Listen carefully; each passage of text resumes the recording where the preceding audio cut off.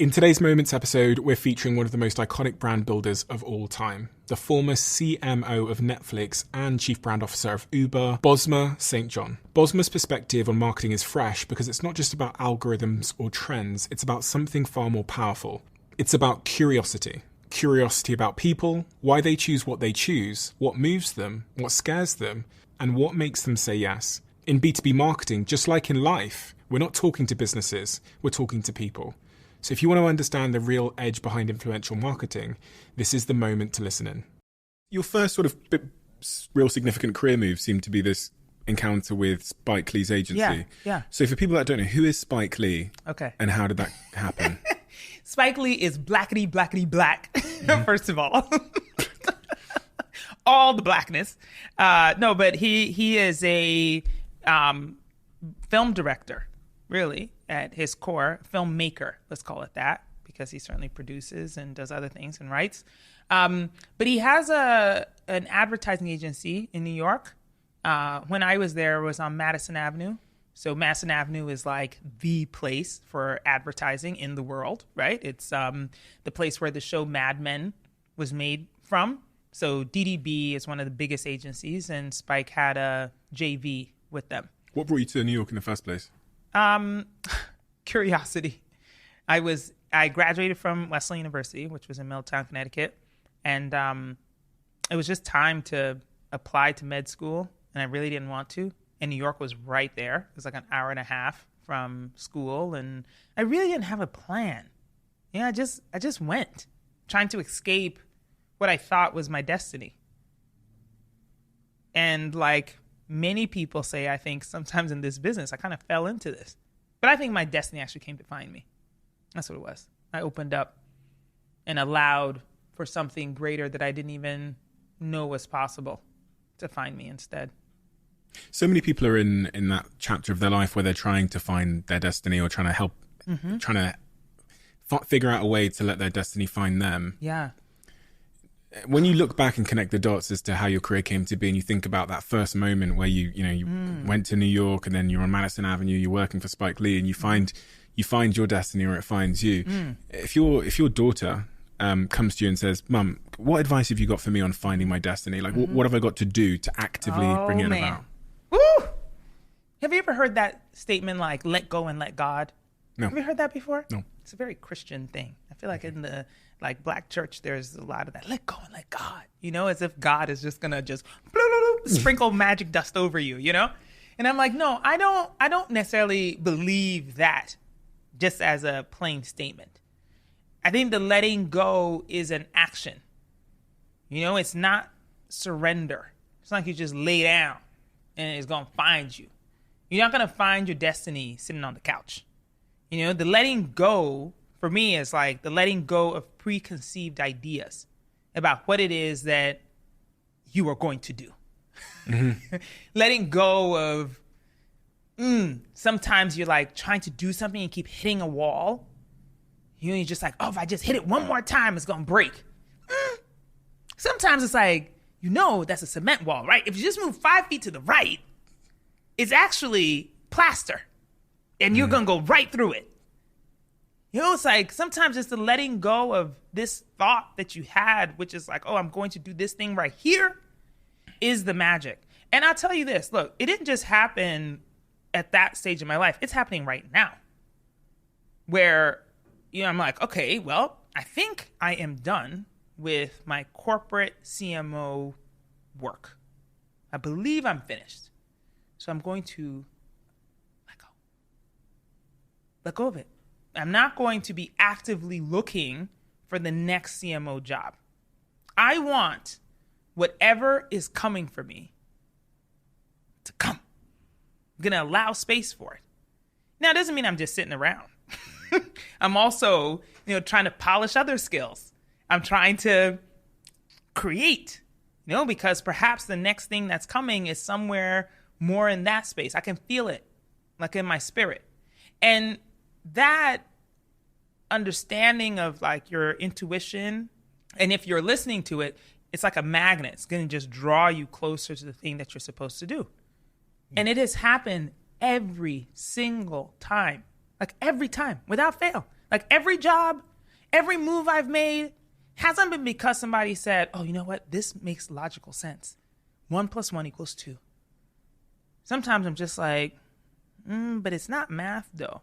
You know, it's physics. Like it's not the addition, it's the subtraction. I'm just going to sit here and I'm going to get up and I'm going to go talk to this person and I'm going to talk to that person. I'm going to sit back down again and I'm going to write this thing out. And then like magic, because I don't know how else to describe it, it's like the destiny appears. I'm telling you, every time it has happened, every single time, even when people were like, oh, that is never going to happen.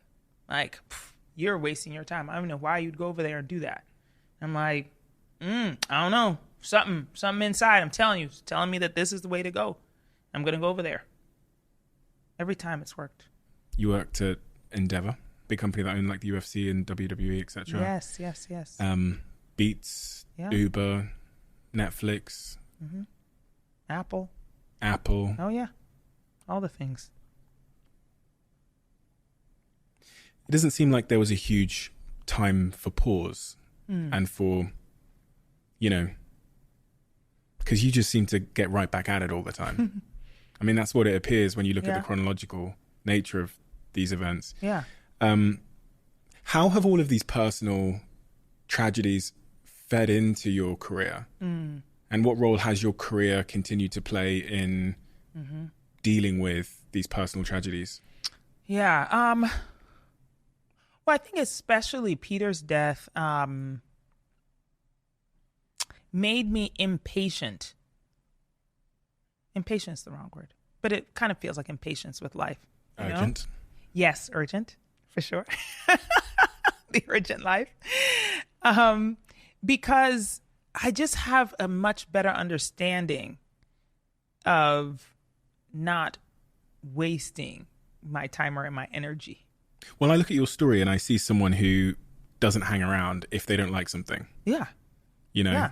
And this kind of brings on another point, because there's contradictory career advice often we get. It says, you should stay somewhere long enough, because if you leave too quickly, then people are going to look at your resume and think, why were you only there for 2 years, or why were you only there for a little while? But then so like, where do you sit on this? On when to know to quit? And also there's this overarching phrase, which is like, quitting is for losers. Yes. Oh, gosh. Well, look, I get criticism of that all the time, where people are just like, oh, well, she can't handle adversity. And I'm like, me? Are you out of your mind? It's like, if there was a poster child, it would be me. It would be me. No, it's not that I can't handle adversity. I just put myself first. Are you selfish? Yes, very much so. But that is not a bad thing. I am at the center of my life. No one is above me in my life. No one, not even my kid. And she knows that. And I try to instill the same in her. No one should be above her in her life. Because the thing is that, like, look, the life that you're living is yours. And I cannot be a great contributor to society. And this sounds a little like counterintuitive, but I can't be a great contributor to society. I can't be a good friend. I can't even be a good mom if I am not living the life that I want to live. If I'm not wholly happy in it. So absolutely, I'm selfish. When you left Uber, you're quoted as saying, you don't need to be the savior. I think when referencing the state of the company, because it was going through a very tumultuous time, you can save yourself too. Yes. And save yourself first is what I should have said. It's like, it's all of the ways in which we think about it now, right? You get on a plane, they're going through the safety demonstration. They tell you to put your mask on first before you help anybody else. Yes. And in your life too. Yes. Save yourself first. What was the career advice that you wish someone had given you? Like that young Spike Lee receptionist. Be selfish in your life, in your career. Think about yourself all of the time. What does being selfish mean? Meaning that when you're in a situation that doesn't serve you, you think of yourself first. Oftentimes we're in these situations that aren't serving us and we're thinking about how the other person's going to feel. But that means that I have to be... It's the uncertainty that creates that scares people, right? Like, well, I've got this job and I quit it. Where am I going to go? And like, what am I going to do if I leave this relationship? What am I going to do? Where am I going to go? Well, but you should answer that. I'm not saying that you quit without the answer. I'm saying you quit. It's like, if you keep putting it off, If you keep saying, well, I don't know what I'm going to do, so I'm just going to, then you're going to waste your life away. You're going to be so unhappy. You're going to have the Sunday scaries all the time. You're going to feel the ick when you're with that person. You are going to be unsatisfied with your life. And that is the scariest thing. I do not want to be on my deathbed being unsatisfied with the life that I lived. I could go tomorrow and I would be so satisfied with this life. Why? Oh, because I've done the things I wanted to do. Now, look, I have goals. It doesn't mean I don't have ambition. It's not like I don't want to do the next thing. I do want to go to Antarctica at some point. I have not been yet, But if I went now, I've lived this life on my own terms. Like, there's nothing that I did where I feel like, oh, man, I should have made a different choice. What are you good at? Like when you do the diagnosis of your skill set and what brought you here, because you've had these incredible career. Yeah. But, when we're all bad at loads of stuff. And I think typically people are good at like a couple of things. Yeah. But that's enough. Yeah. What are you good at? I'm good at seeing the forest. The whole picture. And sometimes in a forest, you know that like, you have to clear this area in order to make space for the little village. Because then those villagers can take care of the rest of this part of the forest that is like burning. You know what I'm saying? But sometimes people are only down at the trees and then they can't see the burning part and they can't see that they should clear over there so that those people can get to the fire. I can see the forest. I can see the whole thing. And I can see like, okay, this needs to move there. It's helped me so much in my career for sure. It's like the change maker. And how does that make you a great marketeer? Because I never look at a problem just as the problem. It's like when I got to Uber, the problem was that there was a huge campaign that was like delete Uber, right? People are like, oh, they're mad at the company because of lack of diversity in the C-suite and they treat women horribly and they're not paying the drivers and, oh, it's unsafe even to get in the car. And I went in and it's like, if I had just tried to like go after one thing, it would have been whack-a-mole. Yeah. Everywhere I did, okay, you pop this one down and this one pops up. You hit that one and that one pops up. But I can see the forest. I can say, this is not an issue about whether or not Travis Kalanick hates women or hates black people. This is not about whether or not your driver is going to kidnap you. This is about trust. Do you trust the CEO of the company? Do you trust the driver when you get in the car? Do you trust anything about this whole situation? Self-driving cars, you trust any of it? If you don't trust it, nothing I do is going to make you like the company. I could fix the issue of like, hell, make half of the C-suite people of color and women, and you would still be like, yeah, but they're going to kidnap me. The best people you've encountered in marketing, what do they have in common? They're great storytellers.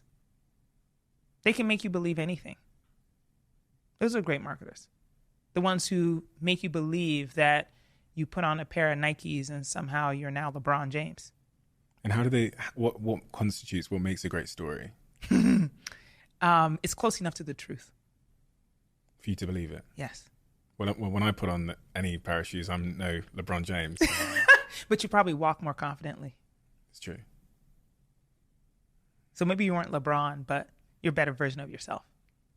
If I want to be a great marketer and I'm currently not, what would you, if Liel comes to you and she goes, Mum, I want to work in marketing, what's the best, what do I need to do to become a great marketer? What would you say to Liel? Be more curious about people. Ask a lot of questions about people. Why do they do the things they do? Why they like the things? And keep asking the questions. Like you've got to be really curious about people in order to be a great marketer.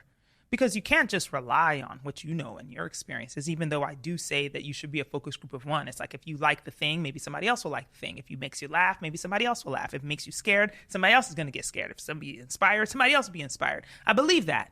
But you also have to be really curious about why people choose the things that they choose, why they like the things that they like.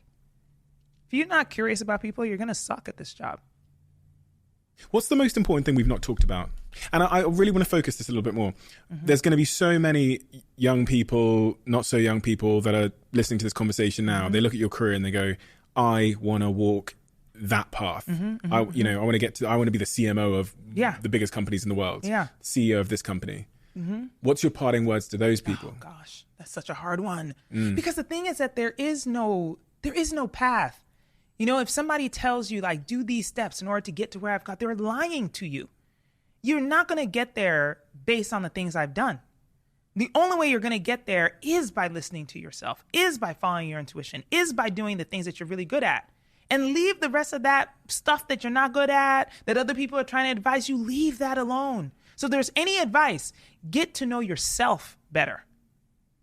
That's it. We often confuse aspiration with admiration. We can admire someone without aspiring to walk their path. And I think, I remember reading a poem one day about, like, the only great person you can be is the greatest version of yourself. It's super cliche, but it's true. Unbelievably true. Because I could not be Steve Jobs or Thomas Edison or Martin Luther King. It's not my greatness. No, exactly. Don't try to be me. Ever. If this conversation today has challenged your assumptions in any way, that's probably a good thing, because that's where growth begins. And if you're ready to start reaching people in a way that actually connects, our sponsor LinkedIn is offering you a $100 ad credit. Head over to linkedin.com/diary to get started. That's linkedin.com/diary.